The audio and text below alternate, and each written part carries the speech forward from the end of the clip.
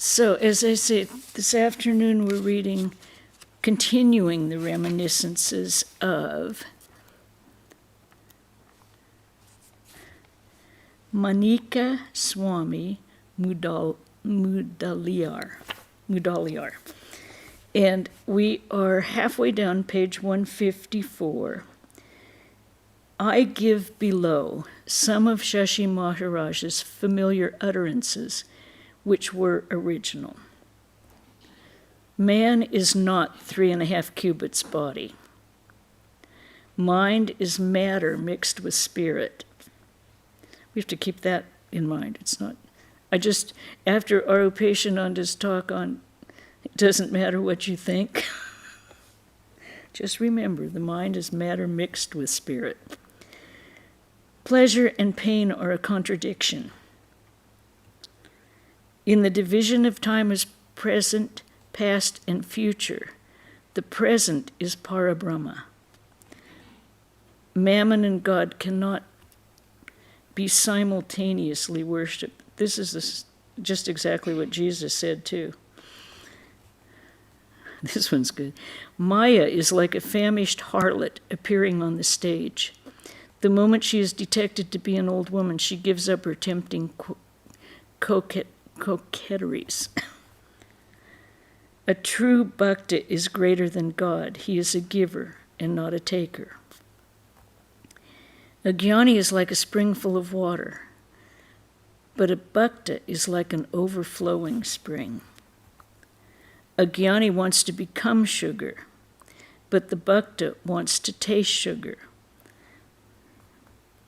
A man fully underwater cannot see the bank, but a man with the head above surface sees it. So while immersed in Maya, what is outside it cannot be known. Any questions about any of these so far? Actually, if we think about these are pretty, have a deep meaning, each one of them.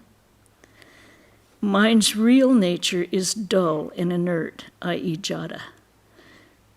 The present birth presupposes previous existence. If you grant and believe in your existence, you must grant the existence of all other things. Desire, concretized, is body. Desire is to be desireless. Desire to be desireless is harmless. Pleasure and pain are contact-born.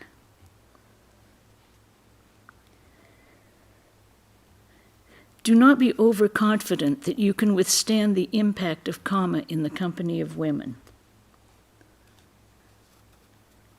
Who are you to set things right with the world? That's a good one, especially right now. Does not God know when and where how to do it? Man is samvid, consciousness absolute. You are first and then others follow. To remove the eye trouble, put on green spectacles instead of painting the whole world with green paint. So set the mind right and not attempt to right the world. Religion is not in churches, mosques, or temples, but in the mind. Creation, preservation, and destruction are done by Maya in the presence of God, and not by God.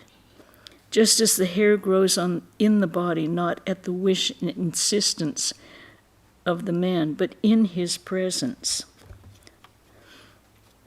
Memory is always about past things that we have experienced, and when we say we slept well, it is a thing of the past, and therefore must have been experienced. In sound sleep, the mind was active, but it was not engaged in comparing thoughts as it does in the waking state, but was witnessing darkness or ignorance. Behave like a bee and not like a dung fly. Respect and honor the rich, not for his riches, but for the punyam or meritorious acts which got him the riches. Naked we came and naked we have to go. That reminds me of one of my favorite Zen poems that I've told you a billion times. Barefoot I entered, empty-handed I leave. My comings and going, two simple events that got complicated. Shashi Maharaj consecrated his life for the service of the South Indians whose spiritual welfare was his sole and anxious concern. He worked disinterestedly and very hard, content with what providentially came his way for keeping the body and soul together. He had no thought of the morrow and stuck doggedly to his post, preaching without fear or favor.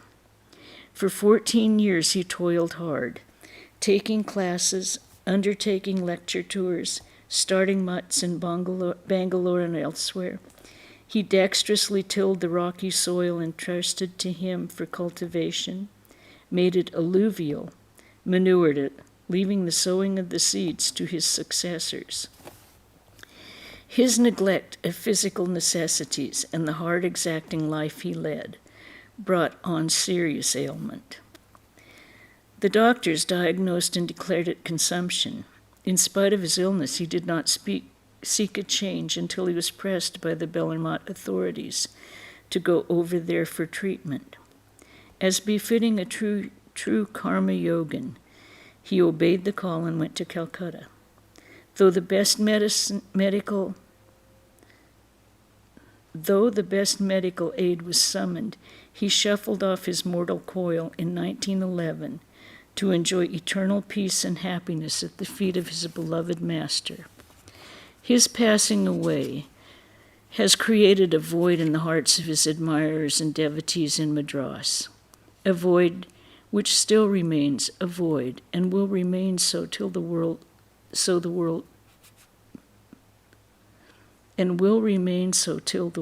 lasts. His successors have sown the necessary seed in the ground, prepared and kept ready by him, and we see before our eyes the rich harvest they are reaping. All credit to Shashi Maharaj. All glory to him. Okay, now we're on M.A. Narayana Iyengar's reminiscences. One of the most important chapters in the life of Swami Ramakrishnananda relates to his work in the Mysore state. Swami Vivekananda had visited Mysore in 1892 before proceeding to America to represent Hinduism at the Chicago Parliament of Religions, and was the guest of its famous minister, Sir K. Sheshadari Iyer, for about a month. He had seen His Late Highness Chamaraj Bodhayar and created a profound impression on the value of religion wherever he went. Well, he made a name for Hinduism in America by his wonderful presentation of Indian thought. Bangalore held a public meeting in September 1894 in the Swami's honor and congratulated him on his splendid work. But for the next 9 years, there was hardly any activity in Mysore in the direction of understanding the leaven of thought introduced into the modern world by Sri Ramakrishna Deva. But in July 1903, Swami Ramakrishnananda accepted an invitation from the Vedanta Society of Ulsur in Bangalore and stayed there from the 19th July to 9 August. About 4,000 people, including 53 bhajana, Sankirtan parties, received him at the cantonment railway station and conducted him in a procession of 3 miles to his residence. 4,000 people, okay? During this period, he delivered about a dozen public lectures and held question classes morning and evening. His lectures were attended by crowded and eager audiences of not less than 1,000 persons, and his classes were attended by scores and sometimes by hundreds. His lectures included the following subjects: Message of Sri Ramakrishna to the world. What is yoga? What is Vedanta? and were presided over by the highest officers of the state, who appeared to vie with each other for the honor. The Swami appeared so inspired during the whole period that he actually electrified his audiences with a newer and more forceful appreciation of the grand truths of the religion eternal. A strong wave of spirituality was raised by the force of the Swami's personality and teachings, which left an impress over the place and established the Dharma once again on broad and unsectarian yet deep and abiding lines.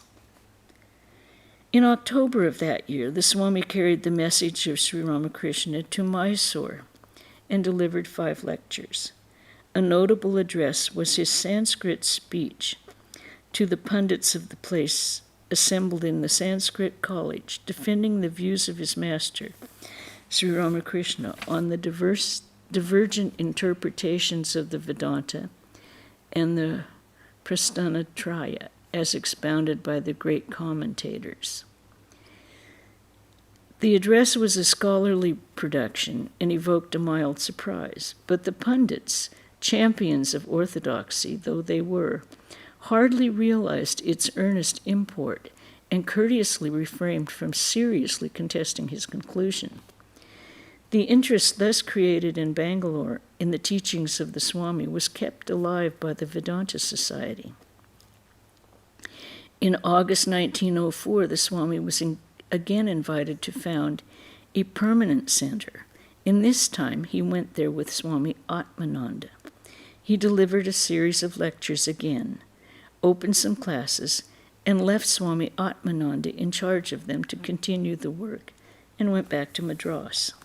Swami Atmananda, and in his absence, Swami Vimalananda and Bodhananda, continued this work till 1906 under the guidance of the Swami. In August 1906, the Swami again visited Bangalore and Mysore with Swami Abhedananda, who had recently returned from America after preaching Vedanta there for 10 years. The two Swamis together delivered several lectures and consolidated their Vedanta work in Mysore. The appearance of Swami Abhedananda gave a fresh impetus, and the elite of Bangalore wished to commemorate his arrival by the opening of a permanent center of the mission with a suitable habitation of its own. The Diwan Sir V.P. Madhava Rao gave the mission about 2 acres of land in Basavangudi, Bangalore town, and Swami Abhedananda laid the foundation stone of the present ashram. Swami Ramakrishnananda got a building erected there and invited His Holiness Swami Brahmanandaji, the president of the mission, to open it. In August 1908, the public of Bangalore gave Swami Brahmanandaji a grand reception when he opened the ashram at the instance of Swami Ramakrishnananda. The Swami went to Bangalore as often as he could and actively managed the ashram and the mission work in Bangalore and Mysore as long as he stayed in Madras, chiefly with Swami Atmananda in charge of the branch. Bangalore is thus associated with the Swami's work for about 8 years. During this period, he may be said to have fully established the beginnings of Ramakrishna mission in Mysore, overcoming the many difficulties initial to all pioneer undertakings.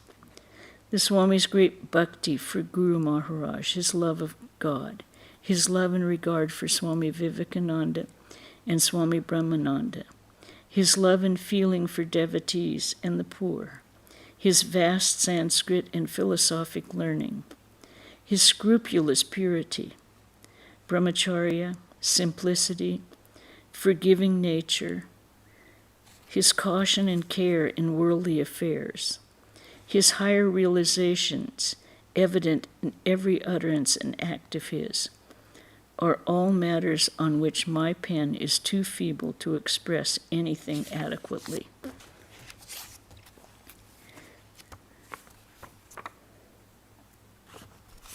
The next reminiscence is by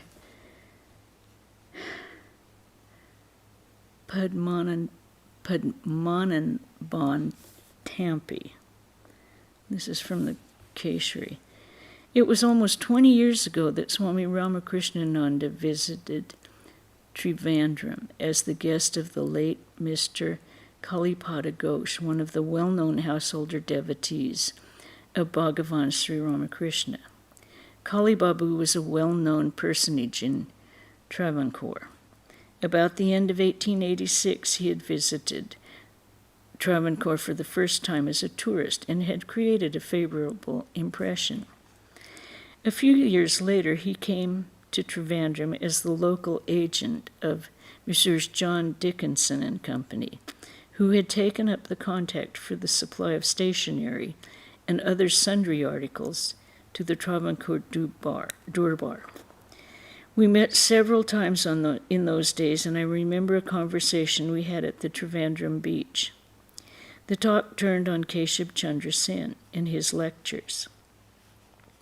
Kali Babu then told us that Keshab was nothing compared to a great Hindu saint at whose feet Keshab had sat and imbibed his lessons in spirituality. This was the first time I heard the blessed name of Bhagavan Sri Ramakrishna, a name quite unknown at this time in the southern India. Mr. Ghosh was naturally unwilling to go into details with a casual acquaintance at a casual meeting.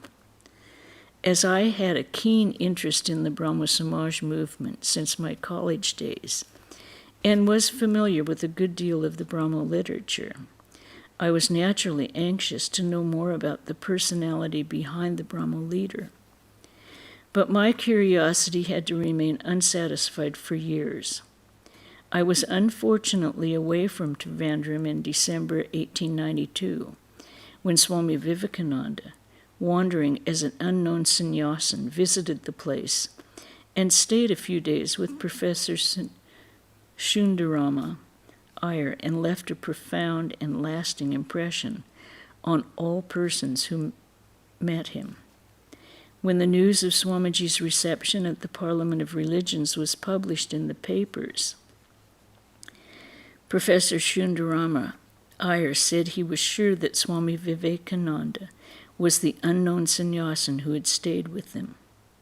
Sometime after, I heard that an educated sannyasin, Swami Niranjanananda, had passed through Trivandrum on his way to Cape Cormorant and had spent some days in a well-known hill retreat in South Travancore. The return of Swamiji from America fixed public attention on the movement, and the reading of the Madras speeches, followed soon after by a study of his Raja Yoga, whetted the spiritual appetite, and a perusal of Colombo to Almora led to a keen desire for spiritual instruction direct from a man of realization.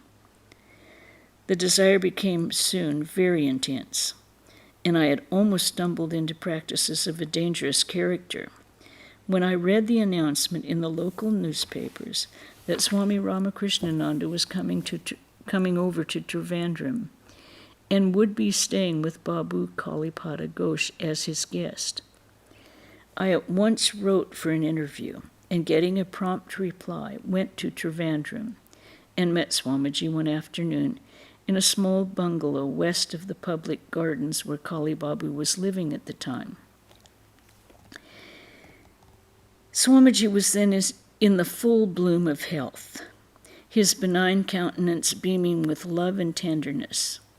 He received me kindly, asked me whether I had read Swami Vivekananda's books, and after some conversation, was gracious enough to give me spiritual instruction. After a long talk on religious subjects and religious practices, I took leave of Swamiji. For several weeks my mind was in a state of blessedness, and the heart was roused to intense sympathy, rising at times almost to pain at the sight of distress. Swamiji was holding regular classes on the Gita in a small building in the heart of the city, but I was stationed at a place 12 miles from Trivandrum and could not leave my jurisdiction without special permission, and hence was unable to attend any of these classes. Next time I saw Swamiji, one morning about a week later, Swamiji read to me a portion of the Bhagavatam and explained the meaning. A week or two later, I was again called to Trivandrum on urgent business, and I took hold of the opportunity to visit Swamiji in the afternoon. We had a long talk, and I drove with Swamiji to the town hall, where he delivered a lecture on bhakti. My business prevented me from attending the lecture. In the next week, Swamiji went to Cape Cormoran for worshiping the goddess, and on his way he was kind enough to accept my hospitality. I had made orthodox arrangements for his food. On hearing this, the Swamiji said, "You will have the honor of having Guru Maharaj as your guest." Swamiji offered the cooked food to Guru Maharaj and then partook of the prasad. Swamiji declined to take any ghee, as it was not included in the offering. Later on, I also partook of the prasad.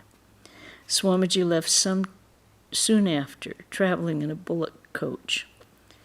I used the place rendered holy by his offering as a place of meditation next morning, and found the mind rose with ease to a state of intense calmness. On his way back from the Cape, Swamiji again halted for a few hours, and there was a long talk on religious matters. Some of my friends who took interest in religion were also present. One of those present brought a few shlokas of Shankaracharya for some explanation. The man seems to be Shundaraya Lahari. Swamiji, after looking at the shlokas, referred him to a pundit. Swamiji stayed at Trivandrum for a month, and besides the Gita classes, he delivered 4 public lectures. The last lecture was given in the Padmavilas Palace in the fort, the town residence of the Diwan, and was presided over by the Diwan, Mr. Krishna Swami Rao. Swamiji, during his stay, made the acquaintance of the leading Hindu officers, and a large number of persons interested in religion visited Swamiji, who had long talks with them on these subjects. Among them, the old judge, Mr. Vedadri Siddhara Mudaliar, was a frequent visitor. Hearing Swamiji was leaving Trivandrum, I came over to pay my respects a few hours before his actual departure. I reached Mr. Ghosh's bungalow at about 8 p.m., and we had a long talk. Swamiji was anxious to open a permanent center of work at once, and promised to send a sannyasin to take up the work. A few months after his return to Madras, Swamiji went to Bangalore. No center was opened at Trivandrum, as Swamiji probably thought the number of persons who took real interest in the movement was too few to justify a sannyasin being spared for the work. As a result of the Gita classes, a small Vedanta society was started in Trivandrum soon after to keep up the spirits of the few who took interest in Vedantic culture. And matters went on like this until January 1912, when Swami Nirmalananda Ji of the Bangalore Math came to Haripad, a village in Middle Travancore, where I was stationed at the time, on the invitation of the local Vedanta Society, and began the work which is now making such steady progress throughout the length and breadth of the remote hill and sea-grit land of Kerala. Okay, now the next group of reminiscences are the ones that I have been waiting for. This is Sister Devamata's reminiscences. She was a disciple of Swami Paramananda, right? Who was in Los Angeles also. Swami Paramananda centers still exist in Cohasset and in La Crescenta. And they still have monastics who are operating in both centers. She wrote a book called Swami Ramakrishnananda, or Reminiscences.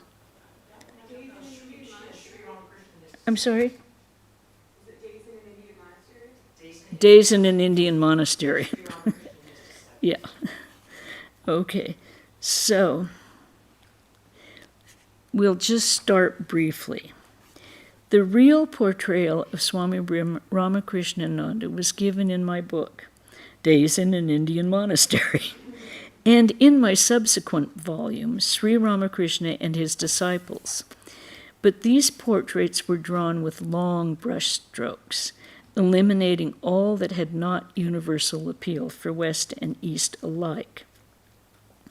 As the perspective lengthens, however, and the living figure grows dim, each discarded detail gains new value and demands recording.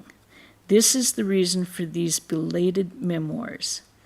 They are offered as gleanings from the field, gathered up after the main harvest has been gathered. And we will stop it there. So, if you want to have the broad strokes, go to Days in an Indian Monastery. It's a great book. Really fun. Okay, we will have our gospel reading on Saturday evening at 5 o'clock. Swami Maidananda will give the talk on Sunday, and it's called The Yoga of Suffering. So, anyone who can identify, please join us.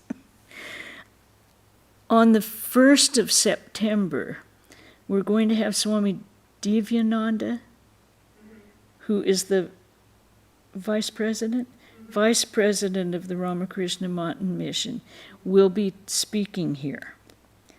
He's visiting the United States and kind of taking a tour of everything. So he will be speaking. I don't know the topic yet. Sri Sarada Devi. Okay, I don't have a note here that lets me know what it is. Huh? My bad. That's okay. He will be speaking on that, and he will be, I hope you all can attend. I have no idea how he is as a speaker, but I'm sure he's very good. He's done a lot of work with the prisons in Calcutta and India, with the prisoners there. So it should be quite an interesting lecture. And on the 7th, we're having a Karma Yoga Day. I'm asking for lots of help. We're starting to kind of clean up major areas in preparation for Durga Puja and making sure all of our little things we have ignored are cleaned up for fire safety. You know how little things you kind of push things aside and you don't look at them, and then all of a sudden you go, ooh, I better look at that. So anyone who can come to Karma Yoga Saturday the 7th, 9 to about 9:15, check in at the convent, and we'll have places to go and things to do, and then have lunch with us here at the convent. Okay, any questions on what we read today? Right. Om Shanti, Shanti, Shanti. Hari Om Tat Sat Sri Ramakrishna Arpanamastu. Take care, stay cool, or as cool as you can. And stay healthy. John, get well.